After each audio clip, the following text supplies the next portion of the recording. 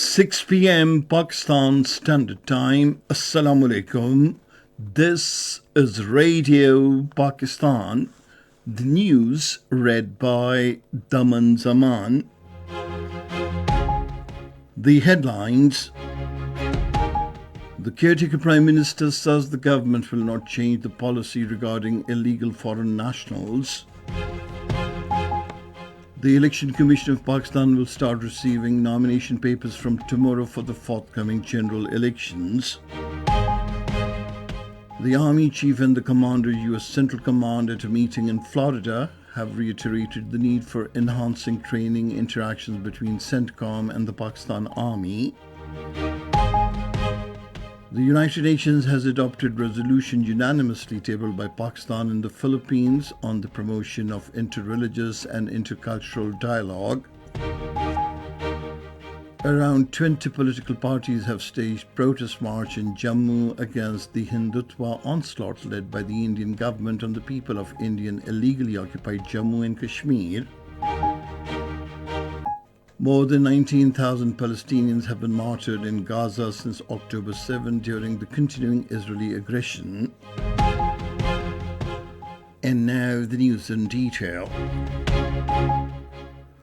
The caretaker Prime Minister Anwarul Haq Kakar says the government will not change its policy regarding illegal foreign nationals. Interacting with the local journalists in Quetta today, he said the government was committed to implement one document regime in the country and everyone would have to follow it. Regarding the forthcoming general elections, he said the interim government was determined to conduct free, fair and transparent polls in the country. Answering a question, the Prime Minister said Pinjra poll would become operational by the first week of March next year. The caretaker Prime Minister Anwarul Haq Kakar says Pakistan has a great potential for economic progress and political stability. Talking to students of various universities of Balochistan in Quetta today, he said Pakistan is one of the most populous countries of the world with a massive youth bulge full of energy, creativity and innovation. He said Pakistan's natural resources and its geo-economic position are vital to foster economic progress in the country. Replying to a question, the Prime Minister urged the overseas Pakistanis to take the responsibility of bearing expenditure of education of needy students under a self-declared national emergency. He also emphasized on greater collaboration among Pakistani universities to enhance students' exposure. The caretaker Prime Minister Anwarul Haq Kakar inaugurated two initiatives, including the Prime Minister's Youth Skills Development Programme and the electronic public procurement system in Balochistan today. The aim of the initiatives is to ensure youth empowerment and transparency in public procurements. Speaking on the occasion, he emphasized on human reserve development to bring economic revolution in the country. The Prime Minister said the youth had to be prepared according to international job market trends to connect them with global supply chain. He said Pakistan's workforce was in great demand in friendly countries, especially in the Gulf states, Europe and China. He assured that the federal government's cooperation in supporting skills development initiatives of the provincial governments. On the occasion, the Prime Minister distributed cheques among the students of skills development program. Earlier addressing the launching of Pakistan Television's Hazargi transmission to promote cultural diversity of Balochistan, the caretaker Prime Minister expressed commitment to take measures for promotion and welfare of languages, artists and artisans of Balochistan. He said the world only knew natural gas discovered in Sui and the gold and silver in Sandak, but Balochistan's real treasure was its history, culture and civilization. He said the ancient Mahargarh civilization was known for its agriculture, herd rearing, and dentistry when most parts of the world were uncivilized.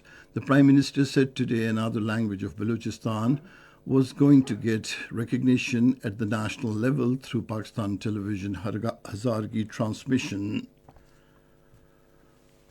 Addressing the launching ceremony of PTV's Hazargi transmission, the caretaker Minister for Information and Broadcasting Murtaza Solanki said the objective of starting Hazargi program was to give due representation to Hazargi.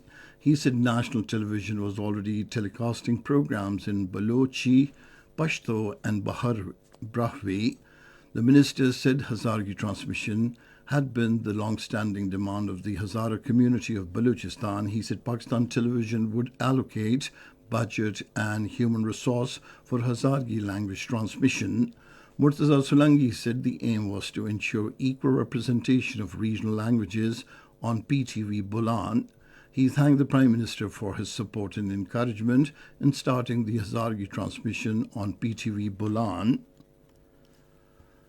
The Election Commission of Pakistan will start receiving nomination papers from tomorrow till Friday for the forthcoming general elections. According to a notification, the Commission will publish the list of candidates on Saturday and start the scrutiny process from Sunday to the 30th of this month. Appeals against acceptance or rejection of nomination papers can be filed by the 3rd of next month, which will be decided by the appellate tribunals till the 10th of next month. The revised list of candidates will be displayed on the 11th, and the candidates can withdraw their papers till the 12th of next month. The Election Commission will allot election symbols to parties on the 13th of next month, while polling is to be held on the 8th of February. This is Radio Pakistan. The Chief of the Army Staff General Syed Asim Munir has called on Commander United States Central Command General Michael Eric Curella during his visit to the headquarters Central Command in Florida. During the meeting, matters of shared interest, particularly cooperation in regional security matters, came under discussion.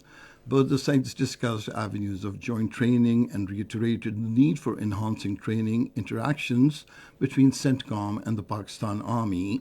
General Syed Asim Munir also visited CENTCOM Joint Operations Center. Repatriation of illegal foreign nationals, including Afghans, to their homeland is continuing in a dignified and safe manner. Around 1,500 illegal Afghan nationals returned to their country yesterday. So far, over 438,000 illegal Afghans have been repatriated to Afghanistan. The United Nations General Assembly has adopted a resolution unanimously tabled by Pakistan and the Philippines on the promotion of interreligious and intercultural dialogue. Introducing the resolution, Pakistan's permanent representative Munir Akram said it was essential to promote a culture of peace, cultural and religious diversity of modern states and globalized international community. The adoption of the resolution is significant, particularly due to the alarming rise in religious intolerance and racism. Senior leader of the All Parties Hurriyat Conference, Professor Abdul Ghani Bhatt, has strongly condemned the recent decision of the Indian Supreme Court on Article 370. In a statement in Srinagar, he said the Indian superior judiciary had always been biased against the Indian illegally occupied Jammu and Kashmir and its people. Meanwhile, protest demonstrations were held in Kupwara, Rajouri and Jammu districts in favor of Jammu and Kashmir's political rights and against the anti-people policies of the occupation regime in the territory. In Jammu, leaders and activists of around 20 political parties staged a protest march against the Hindutva onslaught led by India's Bharatiya Janata Party government on the people of Jammu and Kashmir. At least 30 Palestinians were martyred as Israel continued its airstrikes and ground assault in Gaza today. More than 19,000 Palestinians have been martyred in Gaza since October 7th during the continuing Israeli aggression. And finally, the weather report. Mainly cold and dry weather is expected in most parts of the country, while very cold conditions are likely in northern districts and partly cloudy conditions in western districts during the next 12 hours. Fog and smog is likely to occur in upper Sindh plain areas of the Punjab and Khyber Pakhtunkhwa during night hours. And that is the end of this news bulletin. For more news and analyses, log on to our website, radio.gov.pk, and you can also watch the live video streaming of our bulletins on the link facebook.com/Radio Pakistan News Official.